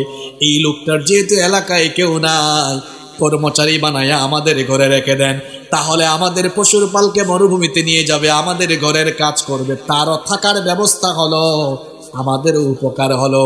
আর লোকটা কিন্তু কওয়িয়ুল আমিন। মেয়েরা এবার মুসা নবীর প্রশংসায় দুইটা কথা বলল, কওয়িয়ুল আমিন। কওয়ি মানে শক্তিশালী, আমিন মানে হলো বিশ্বস্ত। শুআয়ব আলাইহিস সালাম মেয়েদেরকে বললেন, আচ্ছা ছেলেটা যে বিশ্বস্ত আর আমানতদার, তোমরা এটা বুঝলা কেমনে? তখন মেয়েরা বলল, আব্বাজান ছেলেটা শক্তিশালী আর আমানতদার বিশ্বস্ত আমরা এভাবে বুঝেছি, এই ছেলেটা আমাদের পশুর পালকে পানি পান করিয়েছে অসংখ্য যুবকের বীরে, তখন তার শক্তিমত্তা দেখেছি। কোন কোন দুর্বল রিওয়ায়াতে এসেছে ওই কুয়ার উপরে ঢাকনা সরাতে কয়েকজন যুবক লাগতো, আর মুসা নবী একাই সেটা সরাইয়া দিয়েছেন। আল্লাহু আকবার। এজন্য মেয়েরা বলল সে শক্তিশালী, আর শুআয়ব আলাইহিস সালাম বললেন সে যে বিশ্বস্ত আমানতদার চরিত্রবান। কেমনে বুঝলা? মেয়েরা বলল, চোখের দিকে তাকায়া কথা বলে না, বাড়িতে আনার সময় সামনে হেঁটেছে, আমাদেরকে পিছনে রেখেছে। শুআয়ব নবী তখন বুঝতে পারলেন এগুলো সাধারণ মানুষের চরিত্র নয়, এক নবীর খবর আর এক নবীর কাছে আসে না নাই? তিনি বললেন, তাহলে আর চাকর বানাবো কেন, কর্মচারী বানাবো কেন? এতদিন ধরে আমি যা খুঁজতেছি তাই যেহেতু পেয়ে গেছি। তিনি তখন বললেন, বাবারে কর্মচারী হয়ে থাকা লাগবে না, আমার বাড়িতে এই দুই মেয়ে থেকে যাকে পছন্দ হয় একটারে বিয়ে করে আমার মেয়ের জামাই হয়ে আমার বাড়িতে থাকো। এবার ওয়াজ আসছে আমার চাচা আর চাচিদের। চাচা চাচিরা, চাচিদের জবাব তো আমি শুনবো না, চাচারা বলেন তো, এই যে শুআয়ব আলাইহিস সালাম মেয়ে বিয়ে দিয়ে দিলেন মুসা নবীর কাছে, অর্থবিত্ত টাকা পয়সা ক্ষমতা দেখে না চরিত্র দেখে? জোরে বলেন, কি দেখে? আপনারা কি করেন আগেই বলেন। জি, সরকারি চাকরি আছে কিনা, গাড়ি আছে কিনা, বাড়ি আছে কিনা, এটা তো কখনো বিয়ের জন্য যোগ্যতা হতে পারে না। 2 বছর আগে আমি এ ব্যাপারে ওয়াজ করে দিয়েছি। বিয়ের ক্ষেত্রে নবীজি বলেছেন 4টা জিনিস দেখে, আর সবার আগে ফাযফার বিযাতিদ দীনি তারিবাত ইয়াদাক, দিনদারিকে প্রাধান্য দাও। গত বছর আপনাদের ভাইয়েরা আমাকে দাওয়াত করেছিলেন, আমি আসতে পারি না, এর আগের বছর এসেছিলাম মাগরিবের পরে, মনে আছে আপনাদের? তখন এগুলো আমি বলে গিয়েছিলাম। শোনেন আব্বাজান, আমার চাচাজানরা, বাবারা শোনেন, তাই টাইলসওয়ালা ঘরের ভেতরের ছেলে, নামাজ নাই, দিনদারিতা নাই, হালাল হারামের তোয়াক্কা নাই, এমন অসৎ চরিত্রের ছেলের কাছে টাইলসওয়ালা ঘরের ভিতরেও আপনার মেয়ে অশান্তিতে থাকবে, কপাল পুড়ে ছাই হয়ে যাবে। নামাজি ছেলে, ভালো ছেলে, দিনদার ছেলে, টিনের ঘরের বাড়ি ছেলে যদি ভালো হয়, আপনার মেয়ে আজীবন সুখে শান্তিতে থাকবে। দেখবেন কি আওয়াজ বেরোচ্ছে না চাচাদের? চাচারা বলেন, বাবারা বলেন, কি দেখবেন? আমাদের ছেলেরা ভালো তো, টাঙ্গাইলের ছেলেরা প্রেম করতে চায় না, টাঙ্গাইলের ছেলেরা জিনা করতে চায় না, তারা বিয়ে করতে চায়। দেখেন না মিসকিনদের আওয়াজটা কত বড় হয়ে গেছে। তারা আসলে বিয়ে করতে চায়। আলহামদুলিল্লাহ পড়েন। এজন্য বিয়েটাকে সহজ করে দিতে হবে। মুসা নবীর কাছে বিয়ে দেওয়া হলো, শুআইব আলাইহিস সালামের মেয়ে, বিয়ে দিচ্ছেন, শ্বশুর থেকে প্রস্তাব, শ্বশুর থেকে মেয়ে পক্ষ থেকে প্রস্তাব, বিয়ে করে ফেলেন। মুসা নবী বলছেন, আমি যে আপনার মেয়েকে বিয়ে করব, আমার তো মুহরানা দেওয়ার মতো কিছুই, জোরে বলেন, কিছুই। দেখেন আমি পুরো আলোচনার ভেতরে প্রতিটা পয়েন্টে পয়েন্টে শিক্ষা বলে যাচ্ছে, এগুলো মনে রাখতে হবে। মনে রাখবেন তো? আমার তো মুহরানা নাই, কেমনে আপনার মেয়েকে বিয়ে করব? শুআইব আলাইহিস সালাম এবার শ্বশুর জামাইয়ের জন্য বিষয়টা সহজ করে দিলেন। তিনি বললেন, মুহরানা যেহেতু নাই, আমি সহজ করে দেই, আপনি আমার বাড়িতে 8 বছর, আর যদি পারেন তো বাড়ি আরো 2 বছর, 10 বছর থাকেন, আমার বাড়িতে থাকবেন, আমার বাড়ির সবকিছু দেখাশোনা করবেন, এটাই হয়ে যাবে বিয়ের মুহরানা। সুবহানাল্লাহ পড়বেন না? শ্বশুর জামাইকে মুহরানা সহজ করে দিলেন না কঠিন করে দিলেন? আমরা কি করি, আমার মেয়ে বিয়ে দিব, 20 লাখ দিতে হবে মুহরানা, 30 লাখ দিতে হবে, এই যে মুহরানা চাপিয়ে দিয়ে আমরা বিয়ে শাদীকে আরো কঠিন করে ফেলেছি। এক সাহাবীর বিয়ে হবে এক নারীর সাথে, নবীজিকে সাহাবী বললেন, ইয়া রাসূলুল্লাহ, পড়েন সাল্লাল্লাহু আলাইহি ওয়াসাল্লাম, আমি তো মুহরানা দেওয়ার মতো কোনো সামর্থ্যই নাই, কিছুই নাই আমার কাছে। নবীজি বললেন, বাড়িতে যাও, দেখো গিয়ে কিছু পাও কিনা। ওই সাহাবী বাড়িতে গেলেন, গিয়ে বাড়িতে খুঁজতে খুঁজতে একটা লোহার আংটি পেলেন, স্বর্ণের আংটি না, রূপার আংটিও না, লোহার একটা আংটি পেলেন।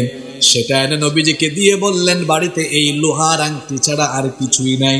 নবীজি বললেন, অসুবিধা নাই, এই লোহার আংটি বিক্রি করে যাই পাবা, ওইটা মুহরানা বানিয়ে আমি বিয়ে দিয়ে দিব। বিয়েটা সহজ ছিল না কঠিন ছিল? আল্লাহ রসুলের সময় বিয়ে শাদীগুলো নবীজি মসজিদে কম খরচে দিয়ে দিয়েছেন, মুহরানা কম দিয়ে দিয়েছেন, বিয়ে শাদীতে বরকত ছিল। আর এখন আমাদের বিয়ে শাদীগুলো বাড়ি থেকে বের হয়ে, বিয়ে শাদী মসজিদ থেকে বের হয়ে চলে গেছে ক্লাবে, কমিউনিটি সেন্টারে, নাচ গান বাদ্যযন্ত্র বেড়ে গিয়েছে। বিয়ে হলো পবিত্র কাজ, আর বিয়ের মতো পবিত্র কাজ আরম্ভ হয় নাচ গান বাদ্যযন্ত্রের মতো অপবিত্র জিনিস দিয়ে। বিয়ের মতো পবিত্র জিনিস, যেই ছেলে মেয়ে, যেই দম্পতির বিয়েটা শুরু হয় নাচ গান বাদ্যযন্ত্র এরকম নাপাক জিনিস দিয়ে, আল্লাহর কসম এই দম্পতির ঘরে যেগুলা প্রোডাকশন হিসাবে আসবে, এগুলাও ঝাঁকা নাকা মার্কাই হবে। স্টার্টিং ভালো না। এজন্য যুবকদেরকে বলবো, ভাইরা বিয়ে করবা, গায়ে হলুদ বাদ, নাচ গান বাদ্যযন্ত্র সব বাদ, সুন্নতি তরিকায় বিয়ে করা লাগবে। কারা কারা রাজি আছেন হাত তুলেন। চাচারাও কি আরেকবার করবেন নাকি? না না, তারা হাত তুলছেন ছেলে মেয়েদের জন্য, বুঝতে পেরেছি আমি। আল্লাহ সবাইকে কবুল করেন। আর যুবকদেরকে সিদ্ধান্ত নিতে হবে, যৌতুক ছাড়া এবং গান বাজনা ছাড়া পবিত্রতার ভিত্তিতে বিয়ে শাদীর অনুষ্ঠান হবে। এই টাঙ্গাইলের মধুপুরের দুর্গাপুরে এটা চালু করা যাবে তো ইনশাআল্লাহ? আল্লাহ কবুল করেন। কষ্ট হচ্ছে আপনাদের, তাই না? আসেন আপনাদেরকে শেষের দিকে নিয়ে আসতেছি আমি। এখন বিয়ে হয়ে গেছে। বিয়ে কার বিয়ে হয়েছে? আপনাদের নাকি? মুসা নবীর মেয়ে আর কার? সরি, শুআইব নবীর মেয়ে আর মুসা আলাইহিস সালাম বিয়ে হয়ে গেছে। 10 বছরই থাকলেন। এই 10 বছরে তাদের ঘরে 2টা সন্তান আসলো। 10 বছর চুক্তির মেয়াদ শেষ হয়ে গেল। মুসা নবী শ্বশুরকে বললেন, এবার আমি আমার স্ত্রী সন্তানকে নিয়ে আমার নিজের দেশে চলে যাব। দেশের নামটা যেন কি? আরো জোরে বলেন। 10 বছর পরে বললেন, আমি আমার নিজের দেশে চলে যাব। শ্বশুর তখন বললেন, এত বছর আমার ঘরে থাকলেন, যাওয়ার সময় কিছু হাদিয়া দেওয়া দরকার। হাদিয়া হিসাবে 1 পাল পশু উপহার দিলেন। সুবহানাল্লাহ। এই জামানার না, ওই জামানার 1 পাল পশুর মূল্যবান কম না বেশি? জামাইও খুশি, খুশি হয়ে তিনি এবার স্ত্রী সন্তান আর হাদিয়ার পাল নিয়ে মিশরের উদ্দেশ্যে রওনা দিলেন। লম্বা ঘটনা সংক্ষেপে বলছি। মিশর সীমান্তের সিনাই পর্বতমালার তুর পাহাড়ের তুয়া উপত্যকায় যখন চলে গেলেন, আল্লাহ তাআলা মুসা নবীর উপরে ওহী নাজিল করলেন। মুসা নবীকে নবুয়ত দিলেন, এখন তিনি নবী। মুসা নবী বললেন, আল্লাহ আমার মুখে জড়তা আছে, মুখের জড়তা দূর করে দাও। আমার ভাই হারুন বড় সুন্দর করে কথা বলে। কিছু মানুষের বক্তৃতার স্টাইল সুন্দর, বক্তৃতা হলো একটা আর্ট। ইন্না মিনাল বায়ান ইলা সিহরা, কোন বয়ানের ভেতরে জাদুর প্রভাব আছে, অর্থাৎ জাদুর মতো এটা মানুষের দিলে গিয়ে আসর করে। এটা একটা শিল্প, এটা একটা আর্ট। মুসা নবীর ভাই হারুন আলাইহিস সালাম খুব সুন্দর কথা বলতেন, গুছিয়ে কথা বলতেন, মানুষ তার কথা শুনতো। এই জন্য মুসা নবী বললেন, আল্লাহ আমার ভাই হারুনকেও আমার সাথে নবুয়ত দাও।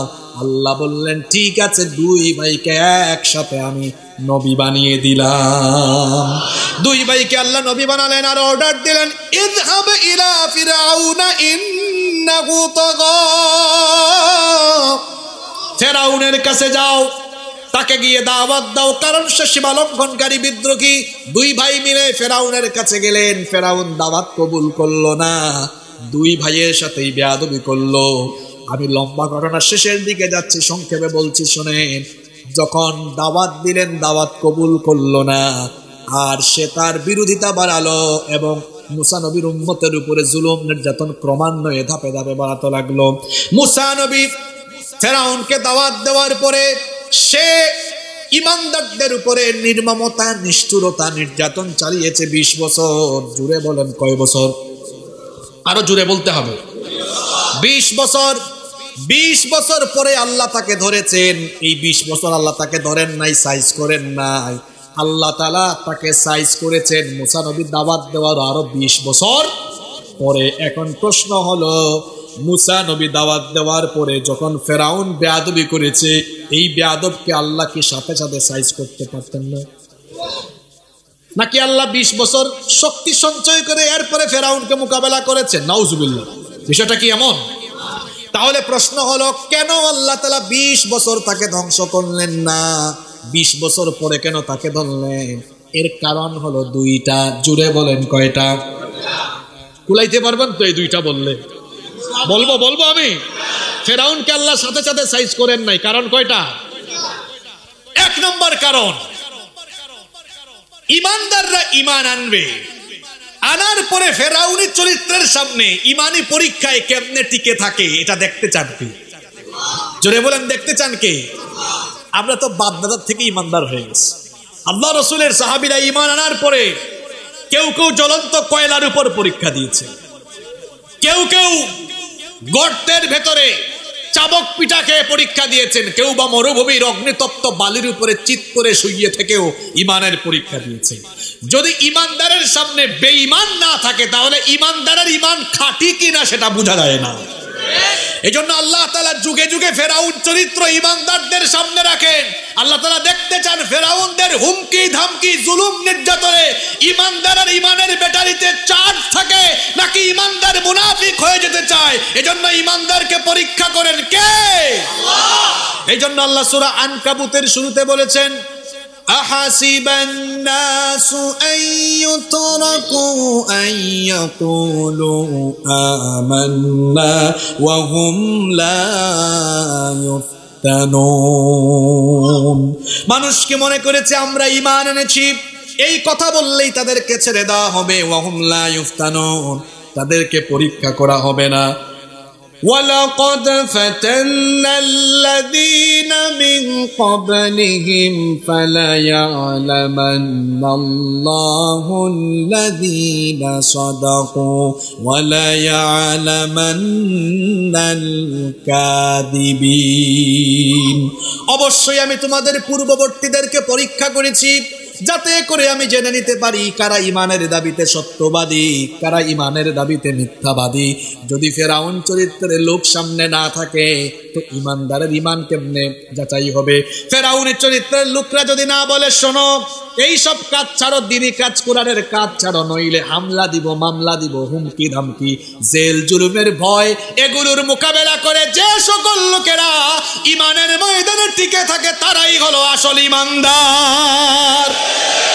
ফেরাউনকে আল্লাহ সাইজ করেন নাই, আসল ইমানদার খাঁটিগুলারে আল্লাহ দেখার জন্য। আর 2 নম্বর কারণ আল্লাহ তাকে সাথে সাথে সাইজ করেন নাই এই কারণে আমার আল্লাহর দয়া মায়া কম না বেশি? দেখেন যমুনা নদীর মাছ ইমানদারও খায়, বেঈমানও খায়। আল্লাহ ইমানদারকেও খাওয়ান, বেঈমানকেও খাওয়ান, কারণ আমার আল্লাহ হচ্ছেন দুনিয়াতে রহমান, আখিরাতে হয়ে যাবেন রহিম, কর্মে পরম দয়াবান। কাজ যেমন পুরস্কারও হবে তেমন, কিন্তু দুনিয়ায় আল্লাহ রহমান, সবাইকে আল্লাহ দেন। এই জন্য বেঈমানের উপরে আল্লাহ মাঝে মাঝে দয়া করেন। আল্লাহ ধ্বংস করার আগে, গজব দেওয়ার আগে আল্লাহ সুযোগ দেন। এই ফেরাউনকে আল্লাহ ধ্বংস করার আগে অনেকবার সুযোগ দিয়েছেন, বহুবার তাকে আল্লাহ সুযোগ দিয়েছেন। তাকে বন্যার গজব দেওয়া হয়েছে, খাদ্য সংকটের গজব দেওয়া হয়েছে, দুর্ভিক্ষের গজব দেওয়া হয়েছে, পঙ্গপালের গজব দেওয়া হয়েছে, উকুনের গজব, ব্যাঙের গজব, রক্তের গজব, মহামারীর গজব দেওয়া হয়েছে। এত এত গজব দিয়ে তাকে আল্লাহ তাআলা তাকে সতর্ক করেছেন, সে সোজা হয় কিনা, ঠিকঠাক হয় কিনা আল্লাহ দেখেছেন। কিন্তু এত গজব দেওয়ার পরেও সে যখন ঠিক হয় নাই, 20 বছর পরে তাকে ধরার মতো ধরেছেন কে? আরো জুড়ে বলেন কে? 20 বছর বনি ইসরাইলের ইমানদারদের উপর জুলুম চালাচ্ছে, নির্যাতন চালাচ্ছে। এরপরে আল্লাহ মুসা নবীকে বললেন, মুসা তোমার উম্মত নিয়ে তুমি মিশরে ছেড়ে রওনা করো। রাতের বেলা মিশর ছেড়ে রওনা করলেন। মিশর ছেড়ে চলতে চলতে চলতে চলতে তারা লোহিত সাগরের তীরে চলে গেলেন। সামনে সাগর। এখন তারা চিন্তা করছেন কেমনে সাগর পাস হয়ে যাবেন। ওইদিকে ফেরাউনের কানে এই খবর চলে গেল। ফেরাউন তার বাহিনী নিয়ে রওনা করলো। তারাও চলতে চলতে চলতে চলতে এসে মুসা নবী আর তার উম্মতকে ধরে ফেললো। তার উম্মতের লোকেরা পেছন ফিরে তাকিয়ে দেখে ফেরাউনের বাহিনী। তারা তখন বলল, মুসা কোথায় এসেছি? সামনে অমরণ, পিছনে অমরণ। সামনে হলো সাগর, সামনে গেলেও আমরা মারা যাব, পিছনে গেলেও মারা যাব, কোথায় আমরা যাব? তখন মুসা নবী বললেন, ভয় পেও না। দিন কায়েমের কর্মীদের জন্য এখানে কত বড় ইন্সপাইরেশন, কত বড় মোটিভেশন। এখানে দেখেন মাঝে মাঝে মাঝে মাঝে দেখা যায় ইসলাম বিরোধীদের চরম বিরোধিতা, কোণঠাসাময় পরিস্থিতিতে দেয়ালে পিঠ লেগে যায়। দেখা যায় কোনো পথ খোলা নাই। মুসা নবীর তাওয়াক্কুলটা দেখেন আপনারা। মুসা নবী তখন উম্মতকে বললেন, এত হতাশ হয় না। সামনেও তোমরা দেখছো মরণ, পিছনেও দেখছো মরণ, আর আমি বলছি শোনো, কাল্লা ইন্না মাইয়া রাব্বি সায়াহদিন। কখনো নয়, আমাদের সাথে যিনি আছেন তিনি কে? তিনি আমাদেরকে পথ দেখাবেন। মনে পড়ে গেল আমার হিজরতের রাতের ঘটনা। আবু বকর রাদিয়াল্লাহু আনহু তিনি যখন বলেছিলেন, নবী গো কাফিররা তো কাছাকাছি চলে এসেছে, হয়তো আমরা ধরা খেয়ে যাব। আমরা তো 2 জন, তারা অনেক জন। সেই কঠিন পরিস্থিতিতে আল্লাহর হাবিব তার সাথীকে বলেছিলেন, লা তাহজান ইন্নাল্লাহা মা'ানা। আমার সাথী ভয় পেও না, আমাদের সাথে যিনি আছেন তিনি কে? এই 2টা ঘটনা থেকে টাঙ্গাইলের মুসলমানরা শিক্ষা নেন। তমসাচ্ছন্ন অন্ধকারে নেমে আসলো, জুলুমে নির্যাতনে গোটা জনপদ ভরে গেল, ইমানদাররা হতাশ হবে না। ইমানদাররা তখনও যার উপর ভরসা করবে তিনি কে?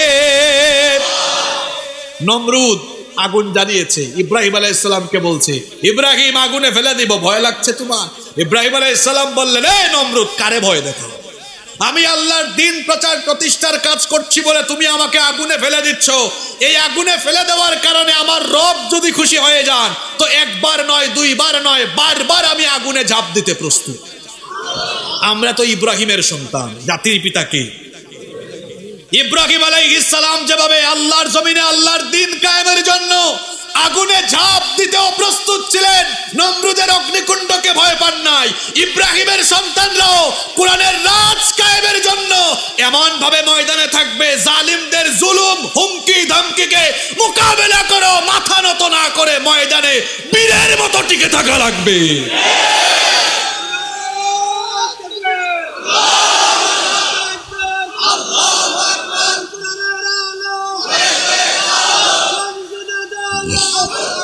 আল্লাহ সবাইকে কবুল করেন, বলেন আমিন। এবার আল্লাহ তাআলা ধরবেন, শোনেন 2 মিনিট মনোযোগ দেন। মুসা নবী উম্মত নিয়ে পাস হয়ে গেলেন, আর ফেরাউন তার দলবল নিয়ে যখন মাঝ বরাবর গেল, পানিতে নাকানি চুবানো খাওয়াচ্ছেন কে? জোরে বলেন কে? ফেরাউন বলল, আল্লাহ আমি ভালো হয়ে গেছি। আল্লাহ তখন বললেন, আল-আন, এখন কি তোর ভালো হওয়ার টাইম নাকি? ওয়াকাদ আসাইতা ক্বাবলু ওয়া কুনতা মিনাল মুফসিদিন, এর আগে তুই ছিলে সন্ত্রাস। এই আয়াতেও আল্লাহ বলেছেন ইন্নাহু কানা মিনাল মুফসিদিন। আর সূরা ইউনূসের 90 নম্বর আয়াতেও আল্লাহ বলেছেন আল-আন ওয়াকাদ আসাইতা ক্বাবলু ওয়া কুনতা মিনাল মুফসিদিন। ওই আয়াতেও আল্লাহ তাকে সন্ত্রাস বলেছেন, এই আয়াতেও আল্লাহ তাকে সন্ত্রাস বলেছেন। কারণ এই যে কাজগুলো এই আয়াতে আল্লাহ যেগুলো বলেছেন, ক্ষমতার অহংকারে মানুষকে মানুষ মনে না করে মানুষের উপর জুলুম করা, মানুষকে দলে দলে বিভক্ত করে রাখা, আবার সবচাইতে ভালো আল্লাহওয়ালা মানুষগুলোকে কোণঠাসা করে রাখা, আর মানুষকে অন্যায়ভাবে হত্যা করা ক্ষমতার জন্য, এগুলো ভালো মানুষের কাজ না সন্ত্রাসী কাজ। এই জন্য আল্লাহ ফেরাউনকে সন্ত্রাস বলেছেন ইন্নাহু কানা মিনাল মুফসিদিন।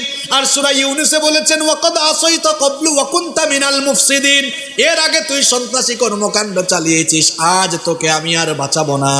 ফালইয়াউমা নুনাজ্জিকা বিবাদানিকা লিতাকুনা লিমান খালফাকা আয়া, আজ আমি তোর দেহ, তোর বডিটাকে বাঁচিয়ে রেখে দিব, যাতে করে কিয়ামত পর্যন্ত তোর মতো স্বৈরাচার, তোর মতো জালেমরা যেন তাদের পরিণতি, শেষ পরিণতি কেমন বেইজ্জতির সাথে হয়, তোরে দেখে দেখে যেন তারা শিক্ষা নিতে পারে।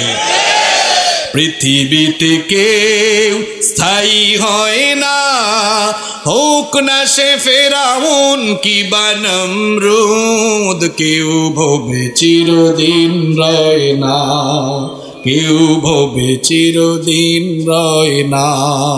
পৃথিবীতে কেউ স্থায়ী হয় না।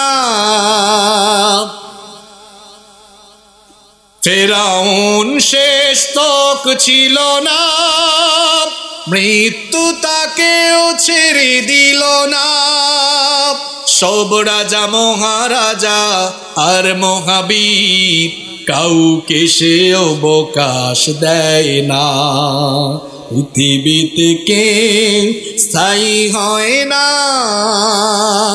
নীল নদ আজও আছে, থাকবে, সত্যকে চিরদিন ডাকবে, ডেকে ডেকে বলে যাবে দিন ও রাত, কেউ যেন ফেরাউন হয় না। পৃথিবীতে কেউ স্থায়ী হয় না। পৃথিবী থাকবে, ফেরাউন চরিত্রের লোকেরা ইজ্জতের সাথে দুনিয়া থেকে যাবে না, বেইজ্জত হয়ে যাবে। আর আল্লাহর জমিনে ইমানদারেরা এই জমিনের নেতৃত্ব কর্তৃত্ব পাবে, ওয়াদা কর। এরপরের 2টা আয়াতের অনুবাদ শুনেন, এরপরে আমি আপনাদেরকে নিয়ে মুনাজাতে যাব ইনশাআল্লাহ। এই ওয়াদাটা যে আল্লাহ দিয়েছেন, কোথায় আল্লাহ বলেছেন? পরের আয়াতে আল্লাহ বলেছেন, আল্লাহ বলেছেন ওয়ানুরিদু আন নামুন্না আলাল্লাযীনা ইসতুদঈফু ফিল আরদি ওয়া নাজআলাহুম আইম্মাতান ওয়া নাজআলাহুমুল ওয়ারিসিন। আর আমি ইমানদারদের উপরে যাদেরকে দুর্বল করে রাখা হয়েছিল, ফেরাউন যাদেরকে দুর্বল বানিয়েছিল, তাদের উপরে অনুগ্রহ করতে চেয়েছিলাম, তাদেরকে আমি নেতৃত্ব দিতে চেয়েছিলাম এবং জমিনের উত্তরাধিকারী তাদেরকে বানাতে চেয়েছিলাম। কেন বানাতে চেয়েছিলাম?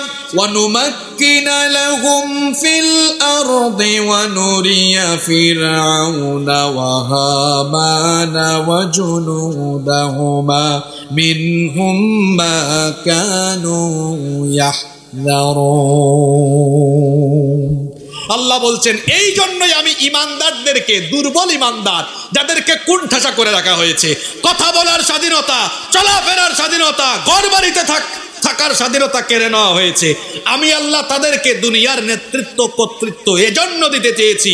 ওয়ানুরিয়া ফিরআউনা ওয়া হামানা, ফিরআউন, হামান, ওয়া জুনুদাহুমা, এবং তার সৈন্যদেরকে, সাঙ্গপাঙ্গদেরকে যেন দেখায় দিতে পারি যে ক্ষমতা হারানোর আশঙ্কায় তারা ছিল, আর যে ইমানদারদেরকে নিয়ে তারা শঙ্কায় ছিল, সেই ইমানদারদেরকে আমি জমিনের নেতৃত্ব দিয়ে তাদেরকে আমি বেইজ্জত করে দিব। এটা চাওয়াকার, চাওয়াকার।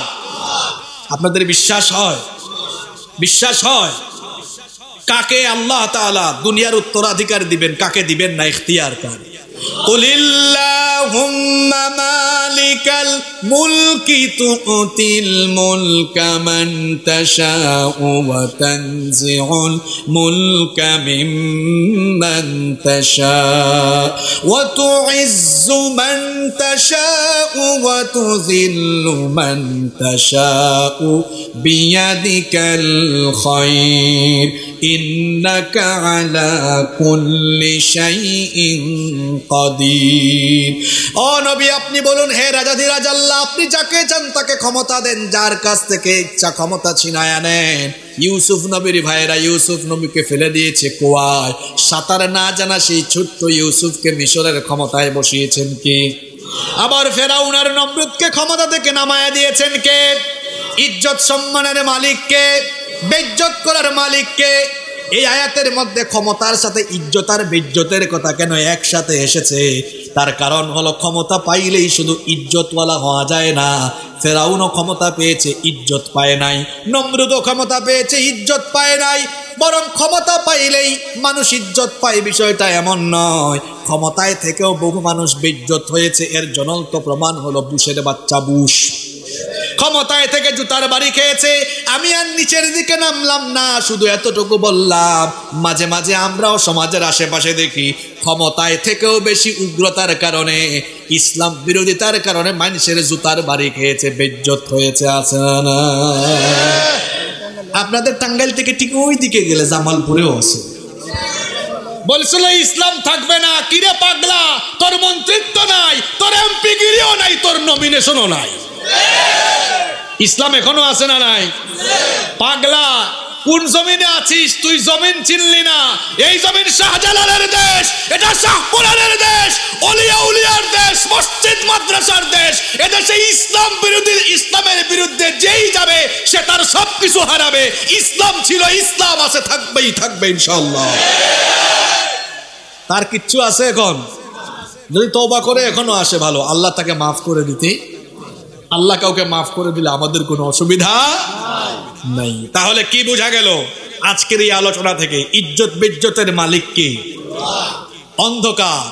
অন্ধকার ভয় পাওয়া যাবে না। অন্ধকারের পরেই কি আসে? রাত 12টা হয়ে গেছে, তার মানে সকাল হওয়ার সময় ঘনিয়ে আসছে। একজন গর্ভবতী মায়ের প্রসব বেদনা বেড়ে গেলে সন্তান হওয়ার সম্ভাবনা বেড়ে যায়। ঠিক তেমনি ভাবে গোটা পৃথিবীতে ইসলামের উপরে যে পরিমাণ মুসিবত এসেছে, মুসলমানদের উপর মুসিবত এসেছে, এই মুসিবত দেখে ভয় পাবেন না। এই চিত্র আমাদেরকে এই আভাস দিচ্ছে আগামীর পৃথিবী হবে ইসলাম এবং মুসলমানদের পৃথিবী ইনশাআল্লাহ। আল্লাহ কবুল করে নেন। আজকের এই মাহফিলে আসতে পেরে আপনারা সবাই খুশি তো? কারা কারা খুশি? আসলেই খুশি? একটু হাত তুলে দেখান তো। মাশাআল্লাহ, হাতগুলো নামান। শোনেন, গত বছর আমি তাড়াহুড়ায় ছিলাম, আমাকে মাগরিব আলোচনায় দেওয়া হয়েছে, আমার আরেকটা মাহফিল ছিল বলে আমি আপনাদেরকে নিয়ে মোনাজাত করতে পারিনি। 4 দিনের এই মাহফিল, আমরা মোনাজাতে যাব, আবেগঘন মোনাজাত হবে। যারা দাঁড়িয়ে আছেন তারা